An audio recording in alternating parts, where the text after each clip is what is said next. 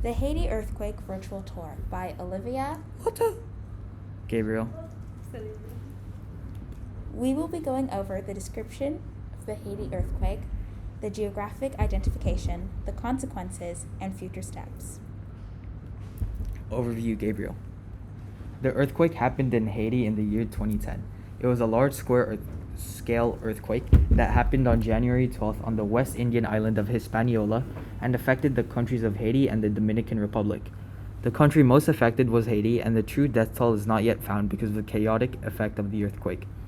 The death toll that the Haitian government counted was more than 300,000 people, but some other estimates were much smaller, as hundreds or even thousands of survivors fled the country because of the natural disaster.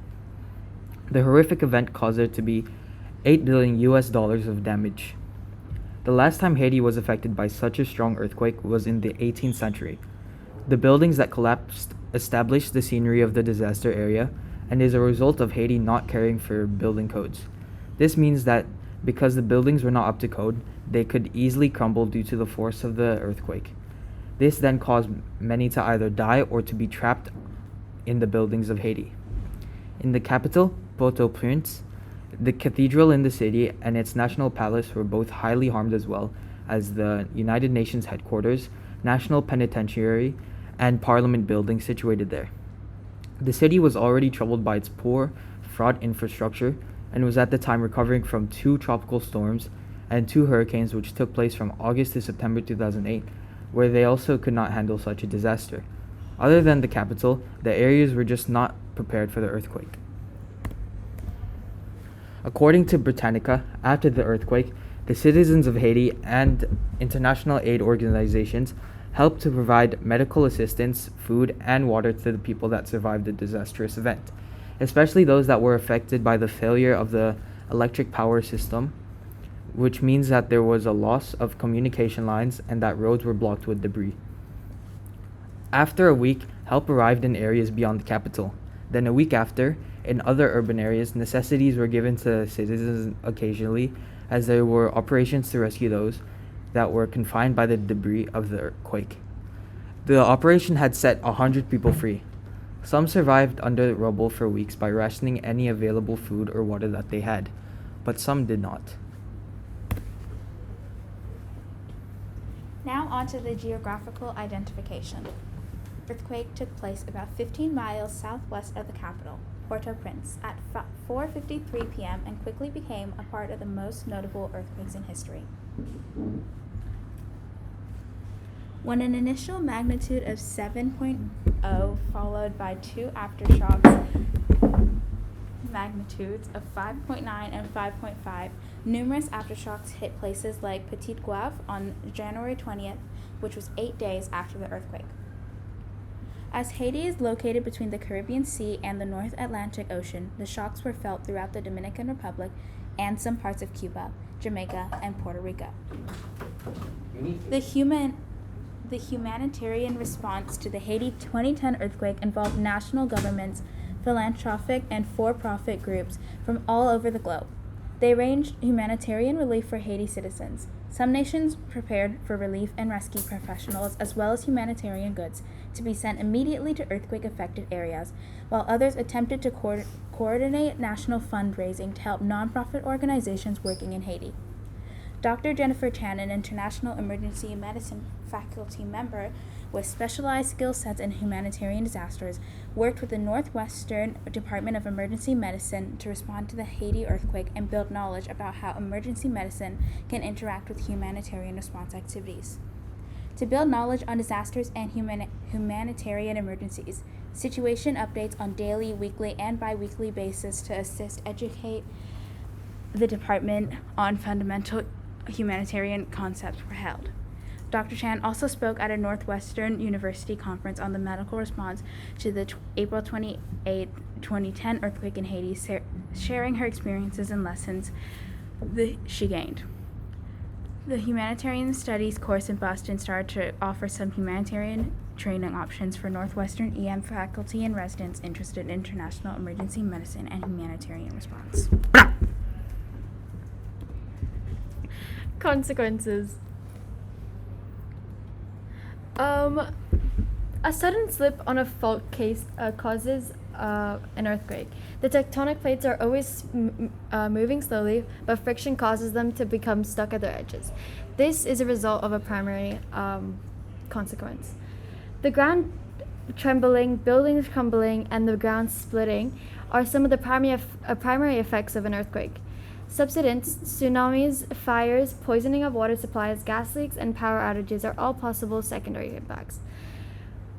Long before this devastating earthquake that hit the capital city in 2010, Haiti was already in ruins. In 2010, Haiti was ranked 145th out of 169 nations on the UN Development Index, making it one of the poorest countries in the Western Hemisphere.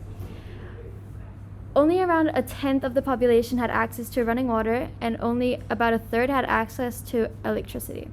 More than half of the population lives on less than $1 per day, and more than 3/4 live on less than $2 per day.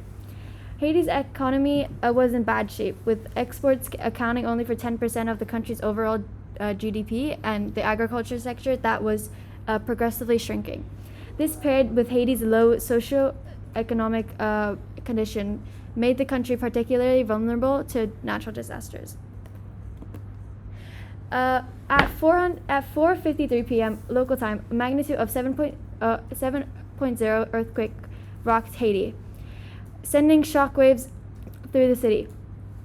According to national authorities, the huge earthquake killed more than 300,000 people, injured other 300,000 people, and displaced 1.3 million people.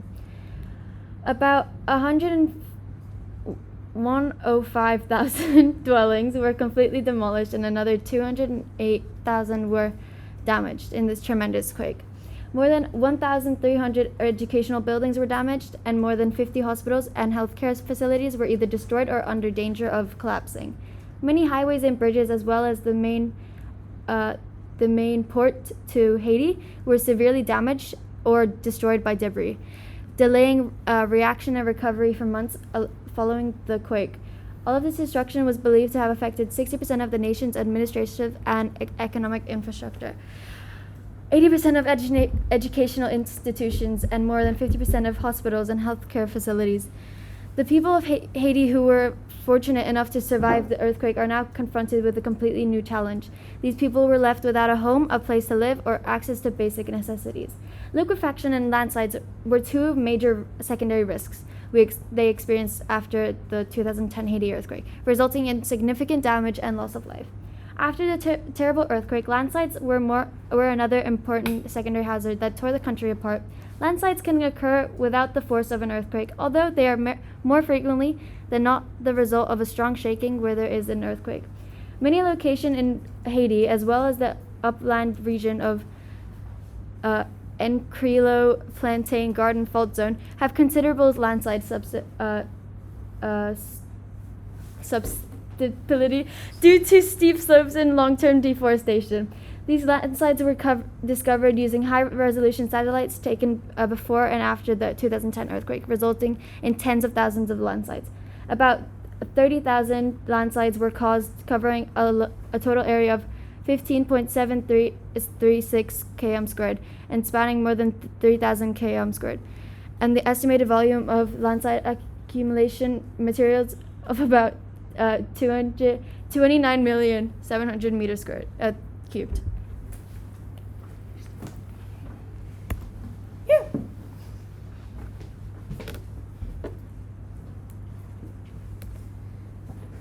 Future steps. Although the earthquake cannot be completely prevented, we can do something to reduce the casualties caused by the earthquake in Haiti in the future. First of all, in Haiti, because of the long-term destruction of forests, the scarcity of forests has made it impossible to stop mountain torrents and mudslides caused by earthquakes. So increasing afforestation can decrease the damage of earthquakes. The second thing is there are a lot of houses that are not earthquake resistant or built without government approvals. Therefore, those houses can easily collapse in an earthquake. So improving the quality of the buildings to the earthquake resistance is essential in Haiti. Moreover, a good earthquake network warning system can help citizens prepare for earthquakes in advance. In the Haiti 2010 earthquake, because the seismic network at the time was not reliable, so people did not believe the warning and did not prepare in advance. Thank you.